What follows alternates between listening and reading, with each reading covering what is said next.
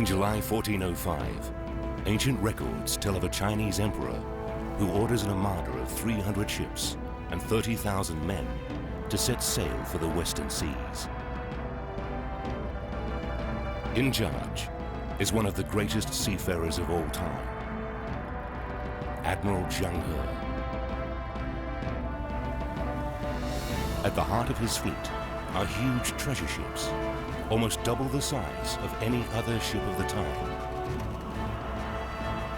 These ships are laden with gifts for the rulers of the many lands he visits.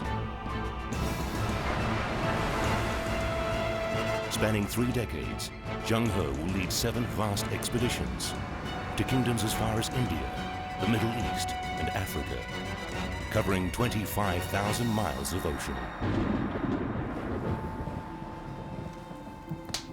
But within years of his death, it is believed Chinese officials destroyed all records of the treasure ship voyages, and China turned its back on the world.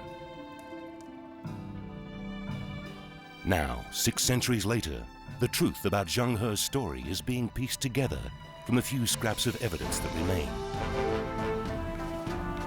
Who was this extraordinary man who led an armada halfway round the world 8 decades before Columbus set sail for America? And what was the true purpose behind his voyages?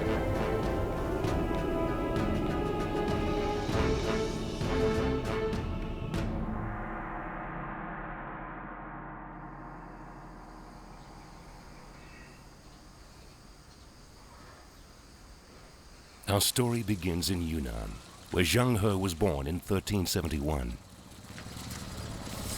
Separated from China by rugged mountains, it was a remote outpost of the vast Mongol Empire, which Genghis Khan had forged from Europe across the roof of Asia to the Pacific Ocean.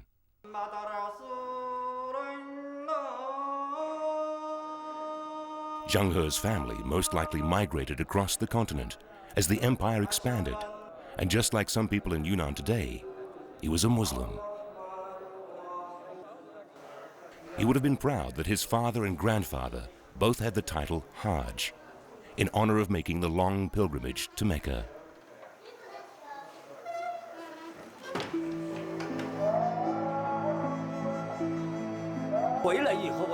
Zheng He 就很喜欢听他的祖父和他的父亲讲，坐大船啊，看看各个国家的风土人情啊，看看各个国家的这些真情艺术啊，所以就打开了他的眼界。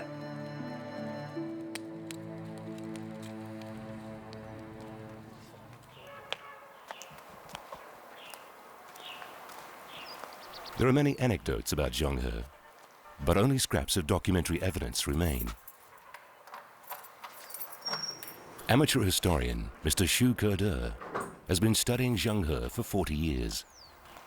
The starting point for his research is a memorial inscription commissioned by Zheng He for his father's tomb. 这块碑啊，是在600多年前就在这个地方被一些杂草遮盖起来。这一块墨是郑和在出使西安前，为他父亲写了一块墨字铭。从碑上可以了解到郑和，他的祖父当过云南省的省长，他的父亲是丁养侯，所以是很有钱人的家庭。嘿，等会儿啊！他的小时候是非常幸福的。 But that happy childhood is suddenly cut short.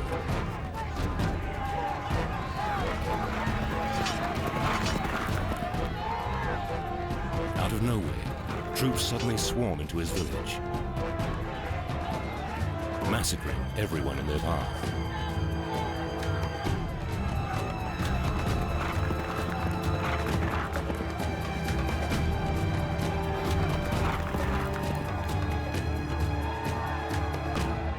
His father is killed in the mayhem.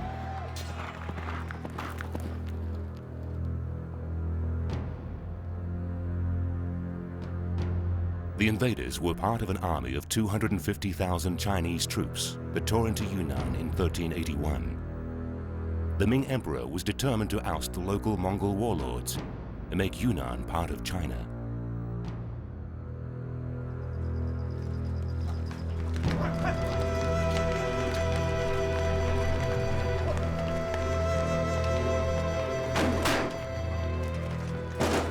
His elder brother escaped, but Zheng He was not so lucky.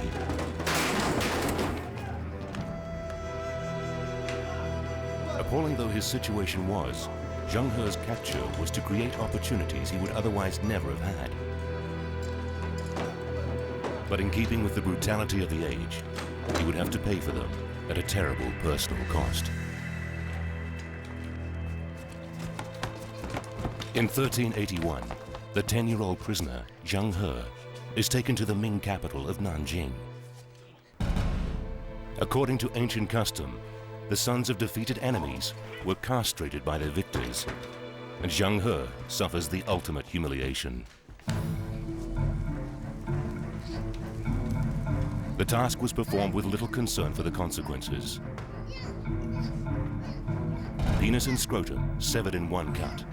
A plug was then inserted in the urethra to prevent scar tissue from closing.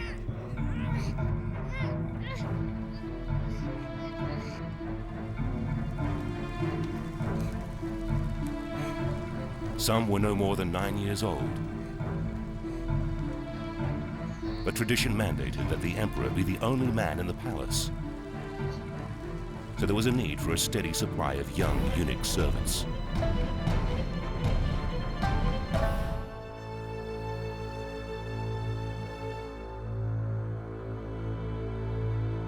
This is the life Zheng He seemed destined for. But his fate changes yet again. By 1390, as a teenager, he is in Beijing and a member of the household of Prince Judi. Over the years, the prince and his eunuch forge a close bond. They fight side by side in Judi's military campaigns against the Mongols, and Zheng He lives in his palace. Mr. Xu has spent years gathering images and folklore about Zheng He, which offers particular insight into his legendary hero. 他在宫廷里边有长老才智。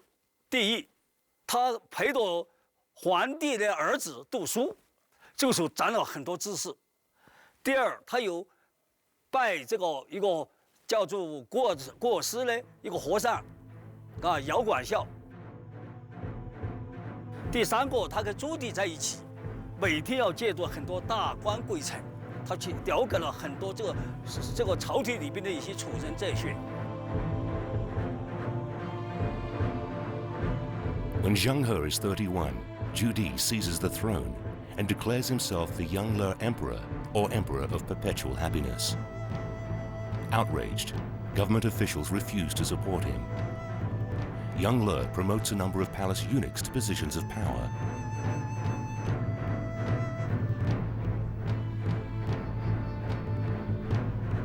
Zheng He is the rising star in this clique. And the emperor clearly has great confidence in his abilities.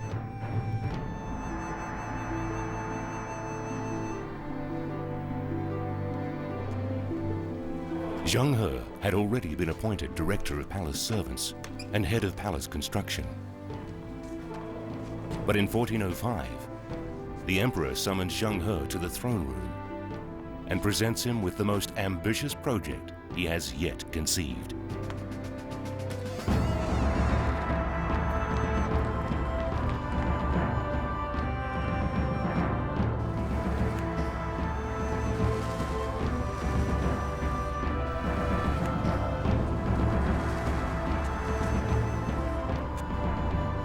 Young Le believes that as emperor, he is not only the semi-divine ruler of China, but also of the entire world. 10,000 nations overseas must benefit from his goodness and truth and pay him their respects. To achieve this, he will send a vast armada to the Western Oceans. And the man he wishes to fulfill this ambitious vision? None other than his trusted eunuch, Zheng He. 那么为什么要派郑和不派其他人呢？那么姚广孝就说了一句话，朱棣呀就问姚广孝，就说我们宫廷里面选哪一个人出去率领船队到下西洋呢？姚广孝说，朝中就是宫廷中无以伦比，就是郑和啊，除了郑和以外，没有哪一个可以比他，因此就派郑和。奉天承运，皇帝出使西洋，赐尚方宝剑。因为郑和有很多条件，他的身材魁伟高大，他有才学，他也懂伊斯兰文，他有信仰佛教，有时他有信仰道教，所以说就适应在各地方。The imperial edict orders the construction of hundreds of warships and mighty treasure ships. At the age of just 34, Zheng He is set to command the most powerful fleet the world had ever seen. One that would take China to the most distant lands of the known world. The first priority was ships.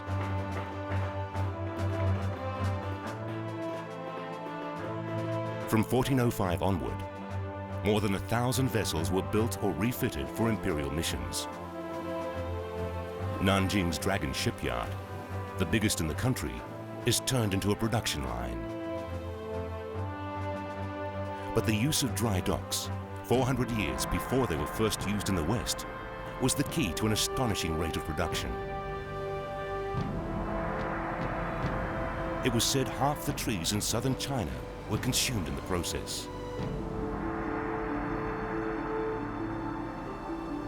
Already famous as superb shipbuilders, the Ming Chinese proceed to build ships so large, they were not matched in size until the 19th century. Sources indicate that Zheng He's treasure ships were 138 meters long and 56 meters wide. That's far longer than Christopher Columbus's Santa Maria, and bigger than a football pitch. These megaships were said to be like floating cities. The Santa Maria had a crew of 90, but Zheng He's flagship is believed to have carried 1,000 people, as well as animals, provisions, even fish tanks, and huge quantities of precious items like porcelain and silks to trade. We're told the fleet comprised many other smaller vessels. Ships for carrying horses and livestock, 100 meters long. Ships for transporting grain and food supplies, over 80 meters in length. And 180 warships, each around 60 meters long. There were even special ships for transporting water. What's more, there's an account of how the treasure ships were guarded as the 300-strong armada sailed in formation around them.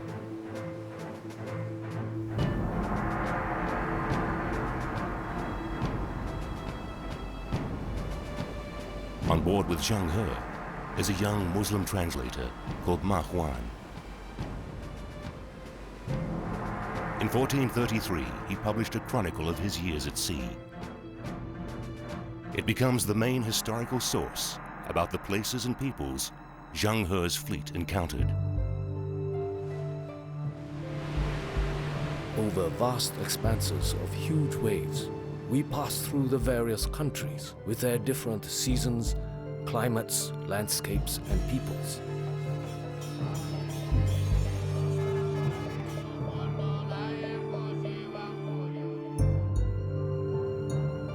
In that land, there's a stretch of snow-white floating sands. When the sun or moon shines, it sparkles brilliantly like ripples on the water.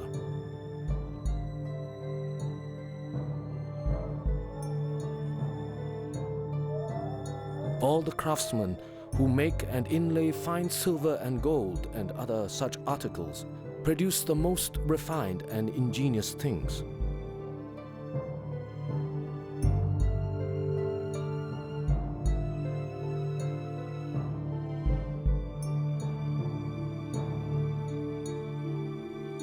The people of this country profess the Muslim faith. There is frankincense, dragon's blood, myrrh, and even strange beasts.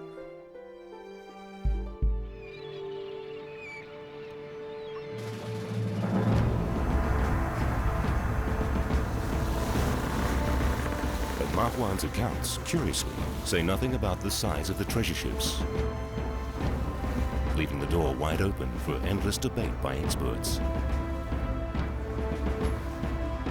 The dimensions of Zheng He's ships are first given in this book. 3 Jules eunuch Zheng He travels to the Western Ocean.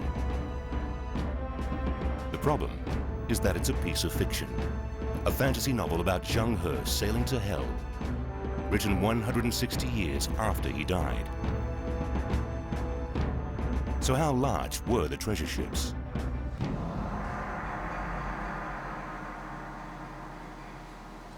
The remains of a 13th century ship are preserved here at the Chuanzhou Maritime Museum. When it was excavated in 1974, its 35-meter hull was found to be far larger than experts thought possible for the period. It shows that 200 years before Zheng He, shipbuilders had mastered the benefits of triple-planked hulls and watertight bulkheads to contain flooding and strengthen the hull. Could these techniques allow Zheng He's shipwrights to build even larger vessels?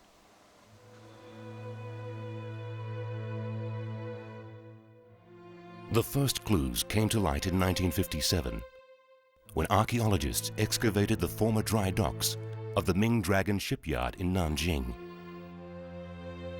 They unearthed huge beams that dated back to Zheng He's time. Dr. Hua Guorong explains that key evidence to confirm the size of Zheng He's ships is the remains of a giant rudder. 这个很多造船的一些先生们、一些专家，就根据我们这个舵杆的长度，他能够对当时明代郑和下西洋的宝船的多长，他能够做点推测。有专家认为，当时说根据这个舵杆的长度，它完全可能做出当时史料记载的长44丈、宽18丈这么大的一个。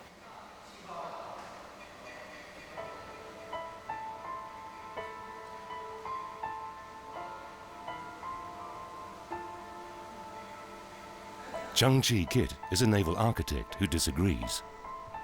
There are a lot of technical and operational constraints to operate such a large vessel.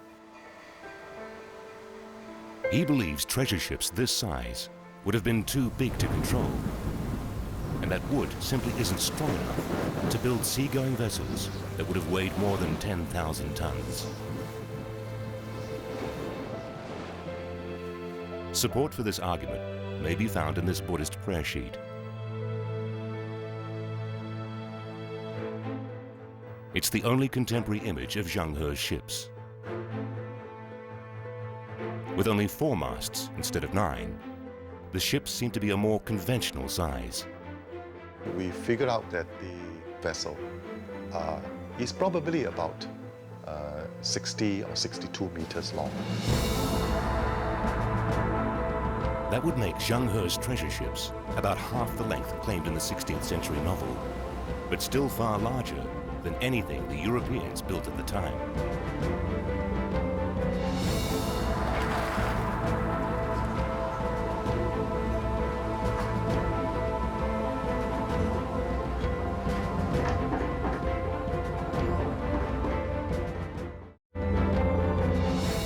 In winter of 1405, as soon as the northeast monsoon starts blowing, Zheng He's armada finally sets sail for the Indian Ocean.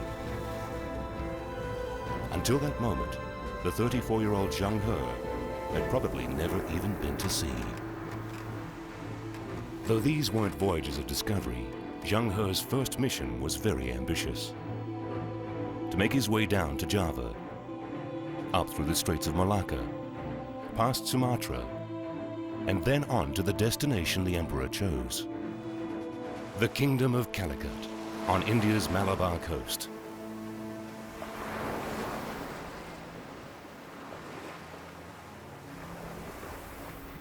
The reason he'd come halfway round the world was the reason that Calicut was world famous. pepper. Pepper would have fascinated the Yongle Emperor, not just for its zest as a spice, but as a remedy for stomach and heart problems. In China, it was so rare, it was sometimes used in place of money.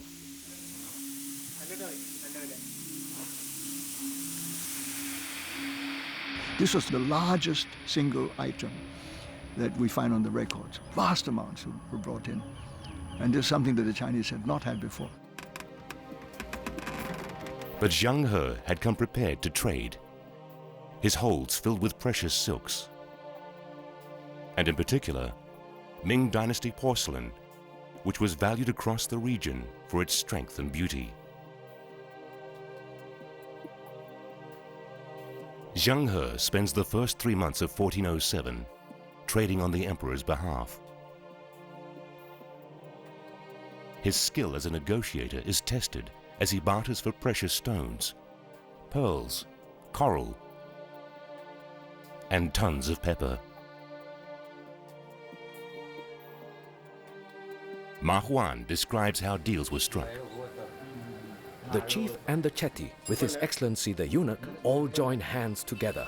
And the broker then says, in such and such a moon, on such and such a day, we have all joined hands and sealed our agreement with a handshake. Whether the price be dear or cheap, we will never repudiate it or change it.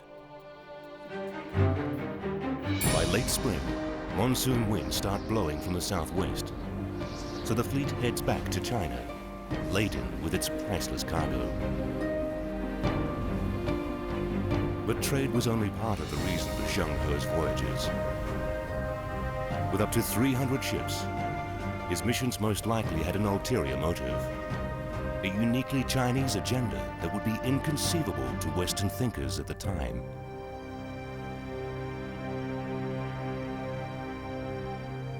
To understand this better, we would need to understand the mind of the man who ordered the missions, Emperor Yongle. Yongle was one of the most visionary and ruthless of all Chinese emperors. In 1402, he usurps the throne from his nephew after a 3-year civil war and executes any civil servants who won't support him. Thousands die. Yongle has 2 burning ambitions: to restore Chinese culture after centuries of Mongol rule, and to legitimize his claim to the throne.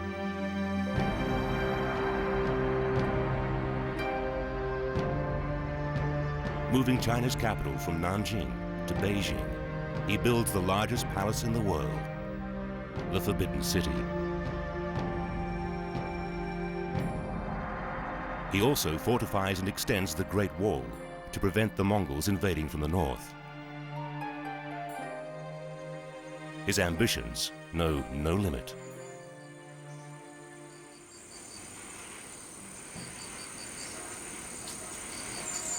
Dr. Ji Shijia is a leading authority on Ming history and has spent years probing the layers of Yongle's character.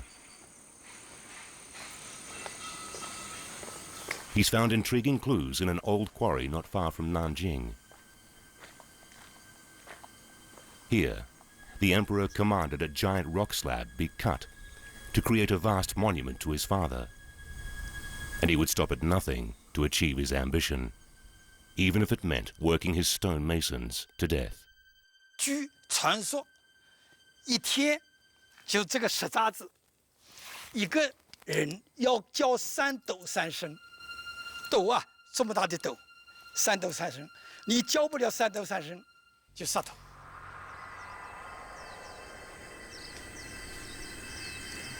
But the project was a total folly. Before it was finished, the emperor was told it was too big to move. It remains here today, a monument to megalomania.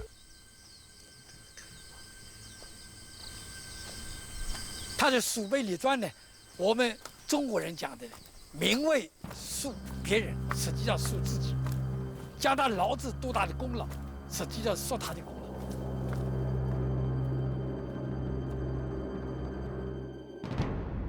In his endless search for praise and confirmation, the emperor began to look beyond China's borders. He was particularly concerned to ensure that nobody would question his legitimacy. And one way of proving that was to have lots and lots of rulers from elsewhere come and acknowledge his heavenly position as son of heaven. And that was important to him. In the Confucian universe, the world was neatly ordered in a social hierarchy, with the emperor at the very top. His job, to maintain harmony between heaven and earth. If foreign rulers could be persuaded to offer tribute, the emperor believed the gods would indeed smile on him, and his dynasty would last forever.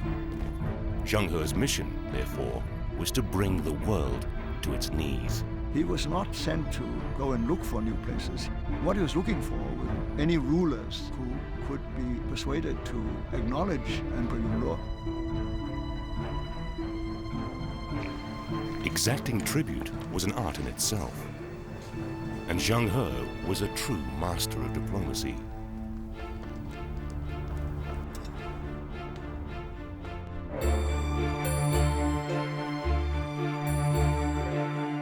Much like power broking today, rulers were wined and dined, seduced by demonstrations of China's finest.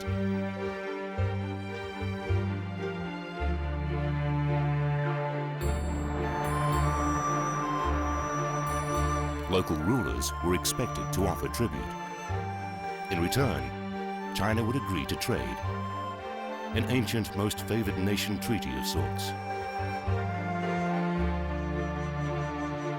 Envoys were invited to board the ship for the long journey to China,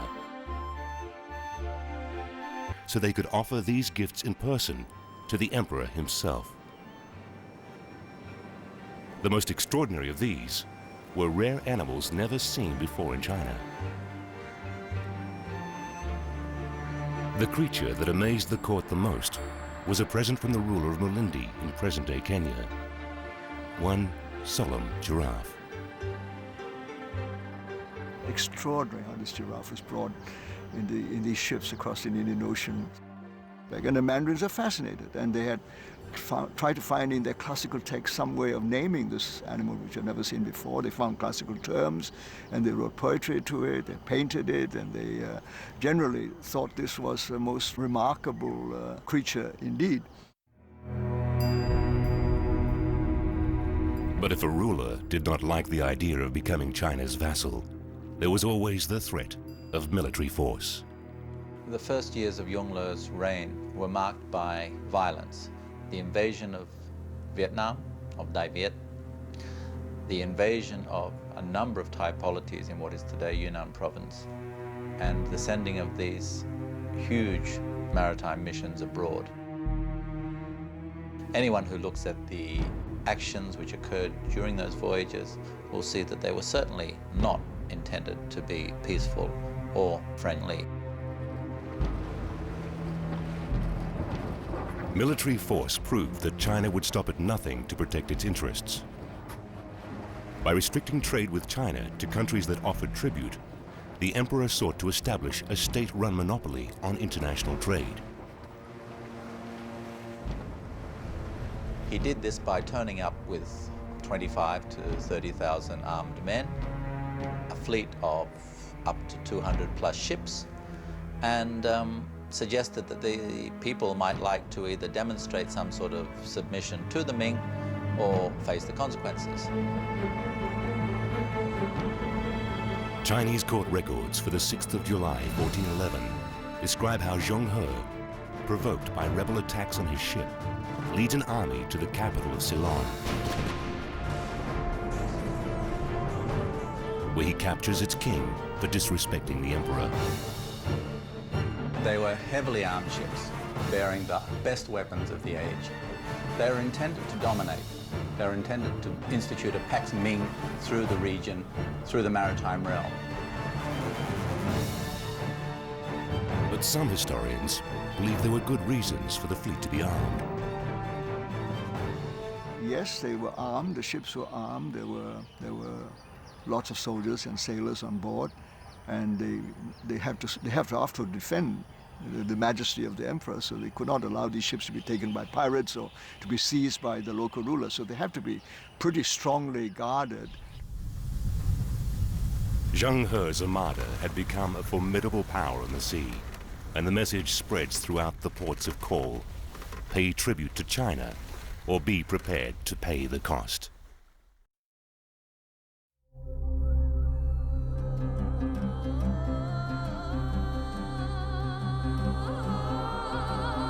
In pursuit of treasure and tribute, Zheng He's fleet enters the waters of the Arabian Sea for the first time in 1414.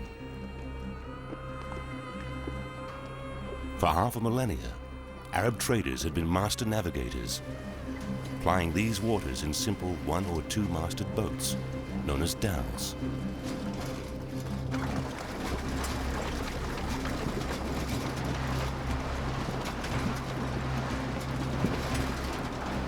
These merchants began to dominate the trade routes between India, Arabia, and Africa, regularly sailing as far as China.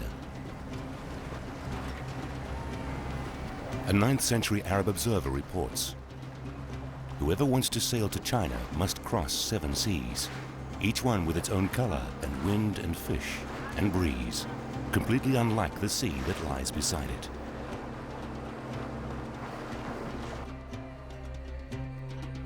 The routes were all set. They were known routes. In particular, the Indians, the Persians, and the Arabs have been at it for a long, long time. So you could send somebody like Zheng He, and he would find enough experts to actually enable these expeditions to travel safely, to get to the destinations they want to, and so on. To find those experts, he would visit the city of Quanzhou on the southeast coast of China, once one of the busiest ports in the world, and home to as many as 40,000 Muslims. Dr. Wang Lian Mao is an expert on the city's maritime history.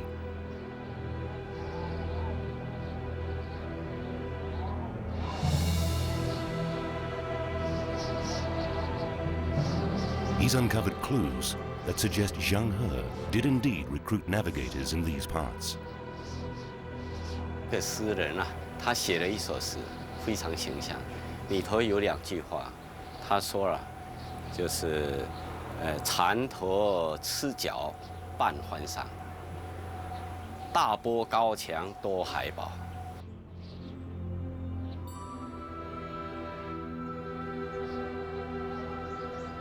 它环胜意思，被认为是相当于现在中国的上海。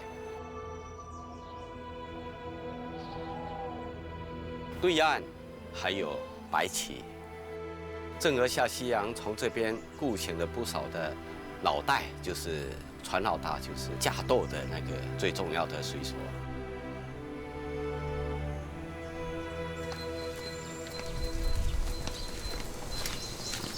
Village chief Guo lives in Bachi, a Muslim village a few kilometers up the road from Quanzhou. He says his ancestors sailed with Zheng He. 我们是来自阿拉伯的，我们知道是从海上西楚之路里来到泉州做生意。因为阿拉伯人有2个特点，一个是航海，一个是这个经商。 These were 2 qualities Zheng He would need if his voyages were to be a success. 但是要说无经济，也略小写少有经济。从老前辈说，那地方下西洋正经有来一搭话2摆2次。 The story goes that over a game of chess, Zheng He proposes to the Arab navigators that they join him in his voyages to the edges of the known world. At first, they're not convinced. But he offers good pay and help with local problems.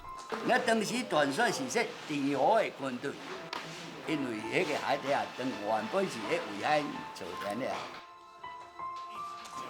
所以地河来到迄个所在，伊带起来军队要下西洋啊。 来协助帮助阮三甲做迄撮地。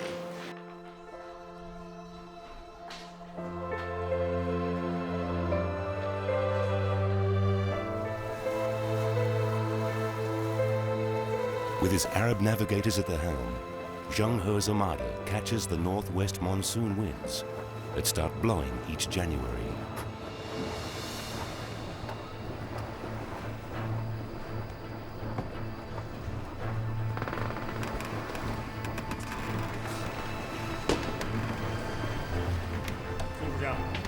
At the time, the Arabs were considered the greatest long-distance navigators, and Zheng He relied on many of their innovations.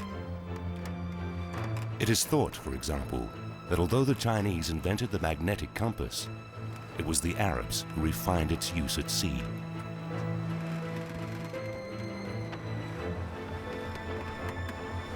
Zheng He pooled the knowledge of Chinese and Arab navigators to create nautical charts, some of which have survived thanks to this copy made in the 17th century.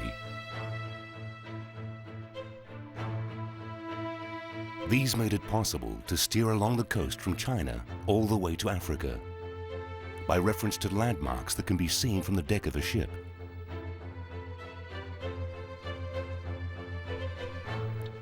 They showed sandbars, rocks, and features recognizable from the sea.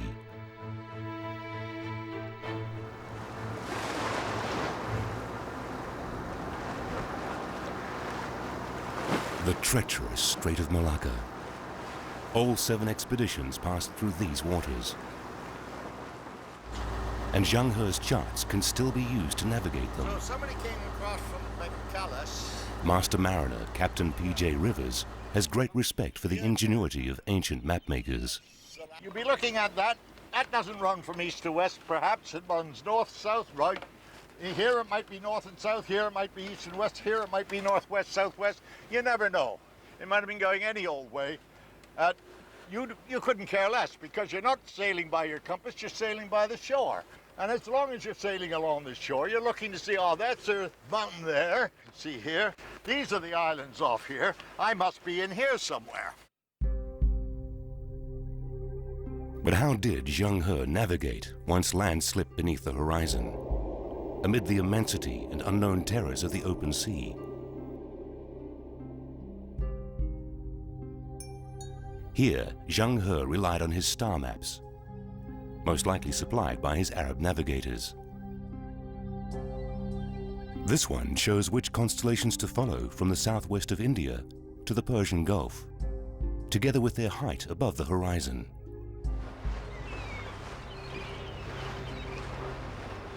Coming into land, you take soundings. That is, you'd take the depth of water, you'd lower something to pick up whatever it is on the bottom, the type of mud and one thing and another, give you an idea of what it's all about. And those sailors, they could tell, the Arabs use the word isharat. They could tell from the change of the color of the water, from the clouds, watching for birds, signs that land were near. Somebody did their homework. These fleets knew exactly where they were going and why. All you have to do is look at a map and see that the destinations of the Ming fleets was all the strategic ports in the Indian Ocean trading network. This is information that could only have come from very experienced traders. And the experienced traders at this date were Muslim. In 1419, the fleet reaches Yemen, landing at Aden, the most westerly port in the Indian Ocean.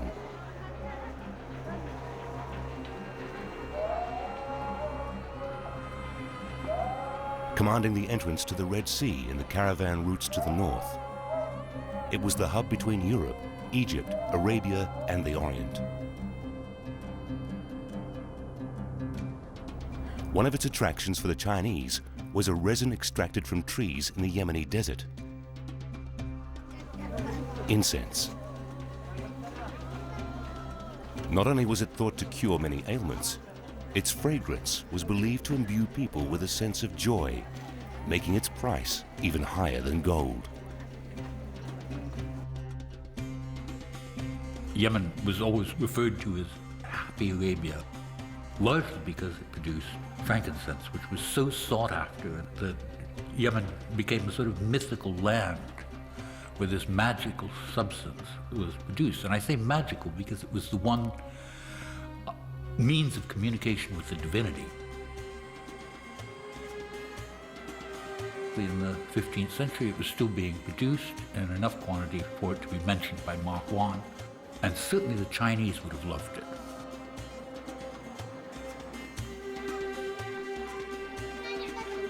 The ruler of Yemen gave Zheng He gifts for the emperor, including 2 gold belts embedded with jewels. But Yemeni chroniclers were puzzled by China's attitudes and assumptions.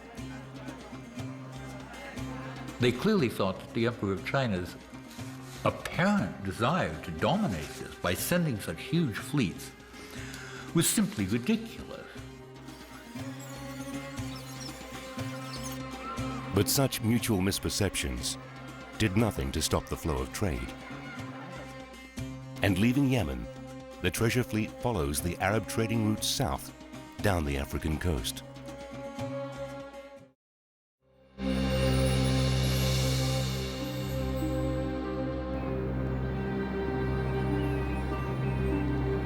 There's been much speculation that Zheng He discovered America, but there is no reliable evidence to prove this.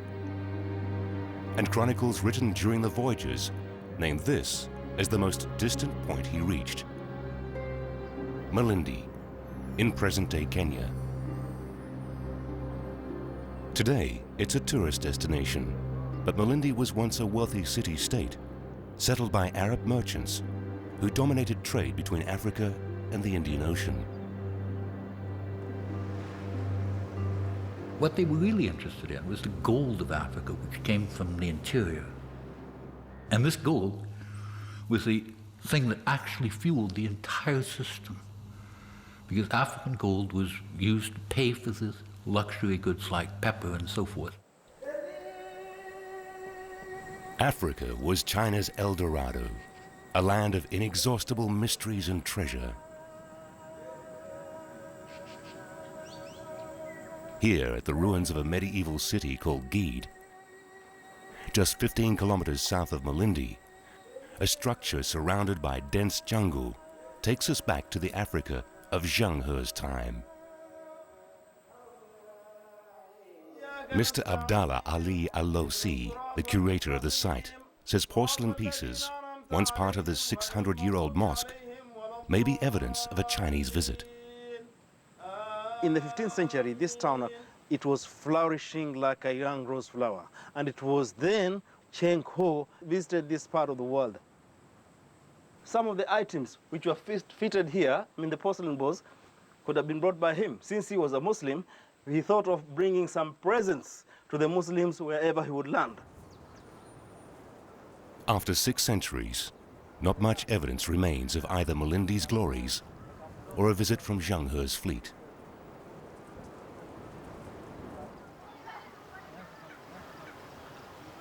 But on a remote island called Partey, there are rumors of a shipwreck long ago and strangely Chinese traditions.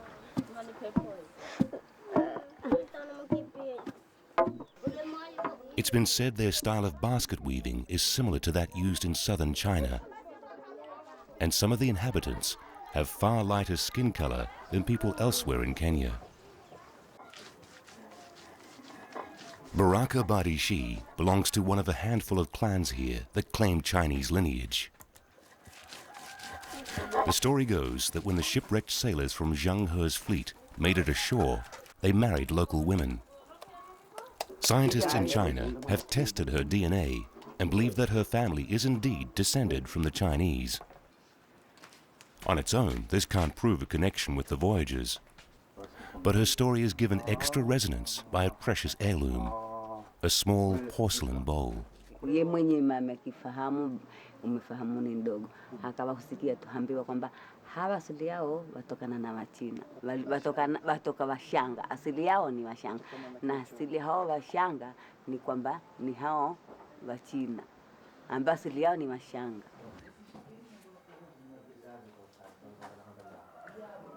If Baraka's ancestors were indeed shipwrecked, the loss of the ship and its treasures can only have added to the mounting cost of Zheng He's voyages.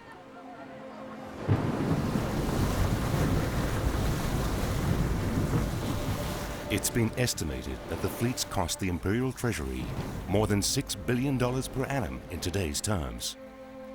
A phenomenally expensive way of supporting the emperor's sense of destiny. Back in China, criticism of the voyages was growing. The Mandarins were starting to ask some awkward questions. What was the point of these missions overseas? Yes, it was to establish the legitimacy of Yongle, but he'd already established his legitimacy sort of 5 years into his reign. Were they still needed? After so much time at sea, Zheng He was so out of touch, he had no idea how much things had changed back home.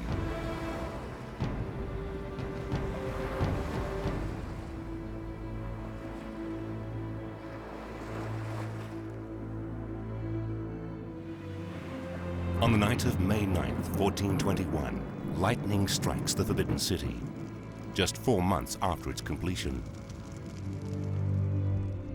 For Emperor Yongle, it may have been a sign that the gods were angry.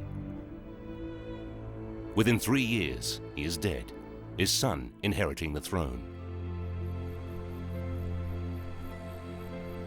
Zheng He finds himself sidelined. The new emperor has little interest in his father's grandiose schemes, and China turns its back on the sea.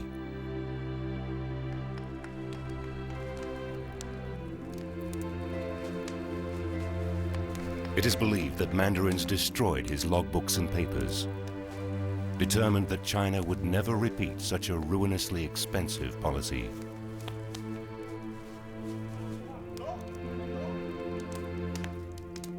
By the end of the century, building ships with more than 2 masts is banned upon pain of death. And the government orders the destruction of all ocean-going vessels. China's days as a maritime superpower were over. How can you dominate an ocean the size of the Indian Ocean? The only people that ever succeeded in doing this came very shortly later, and these were the Portuguese. 65 years after Zheng He's last fleet returns home, Portuguese explorer Vasco da Gama enters the waters of the Indian Ocean, ushering in a new era of European domination. If the Chinese had maintained a fleet, they certainly would have given the Portuguese a run for their money. There's no doubt about it.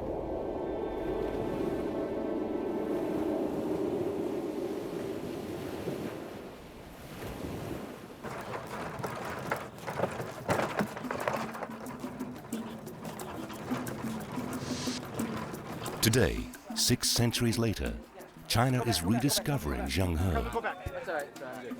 In Nanjing, across the river from the site his treasure ships were built, a group of shipwrights have found their own way to mark the anniversary of Zheng He's first voyage. 我们是根据为什么根据纪念600周年这个活动来想，我想到嘛，他这个是7次下西洋，历时28年。那我说我们搞了个2.8米长，宽度我1.07米，就那7次下西洋，就这个样，就这么一个情况。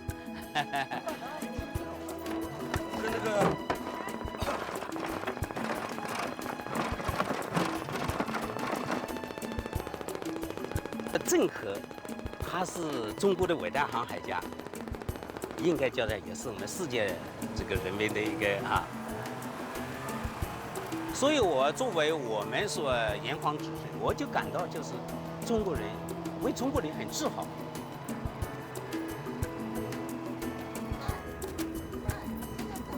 Zheng He now represents China's new determination to engage with the modern world. Now, Zheng He is a symbol of something quite different. In a way, it has nothing to do with Zheng He anymore. It is a very useful way of all the possibilities and potentials that Chinese people are now interested in developing. In Zheng He's birthplace in Yunnan, a compass has been set in the grounds of his father's tomb, a place for Xu Kede to contemplate the man whose story still grips his imagination.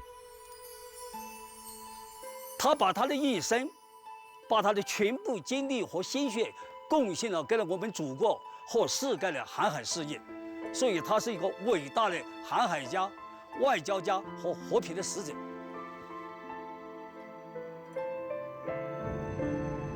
Yet, despite all the debates about his voyages, we have no documents that tell us anything about Zheng He the man. And he left no record of the extraordinary personal odyssey that fate had sent him on. The closest we can get to Zheng He's feelings is the inscription he left in a temple before setting off on his final voyage. His own brief account of almost 30 years at sea. We have traversed more than 100,000 li of immense water spaces and have beheld in the ocean huge waves like mountains rising sky high. We have gone to more than 30 countries, large and small, and we have set eyes on barbarian regions far away, hidden in a blue transparency of light vapors, while our sails, loftily unfurled like clouds day and night, continued their course, rapid like that of a star, traversing those savage waves as if we were treading a public thoroughfare.